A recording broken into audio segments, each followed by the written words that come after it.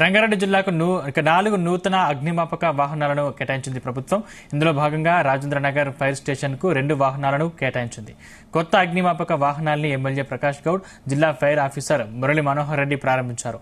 ఈ సందర్భంగా తెలంగాణ ప్రభుత్వానికి కృతజ్ఞతలు తెలిపారు.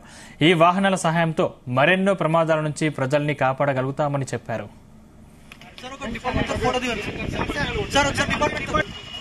అదే చూడు జర మంచిగా అట్లనే ఉంటుంది డిపార్ట్మెంట్ సార్ ఒకసారి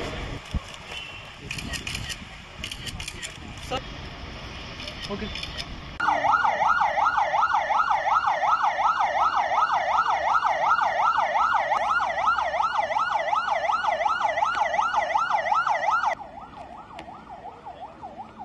రాజేంద్రనగర్ ఫైర్ స్టేషన్ కు కొత్తగా అలాట్ అయినటువంటి ఎంపీటీ మరియు వాటర్ బౌజర్ను ఇక్కడ రాజేంద్రనగర్ ఎమ్మెల్యే గారైనటువంటి ప్రకాష్ గౌడ్ గారు ఓపెన్ చేయడం జరిగింది.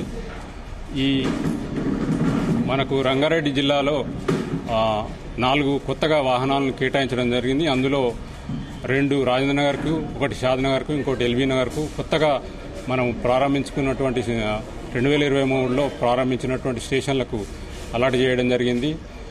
ఈ సందర్భంగా మన తెలంగాణ ప్రభుత్వానికి కృతజ్ఞతలు తెలుపుకుంటాను. అంతేకాకుండా DG Telangana fire disaster response emergency and civil defence గారికి కూడా మేము ఈ సందర్భంగా కృతజ్ఞతలు తెలుపుకుంటున్నాము. ఈ వాహనాలను సమకూర్చుకోవడంతో మాకు సమర్థవంగా సేవలను అందించి, సత్వర సేవలను అందించి ఆస్తి నష్ట నివారణలో మరియు ప్రాణ నష్ట నివారణలో ముందు నుండి సేవలు అందించడానికి మాకు చక్కని అవకాశం ఉన్నది. ఈ సందర్భంగా డీజీ ఫైర్ సర్వీస్కు కృతజ్ఞతలు. రాజేంద్రనగర్ ఫైర్ స్టేషన్కు కొత్తగా అలాట్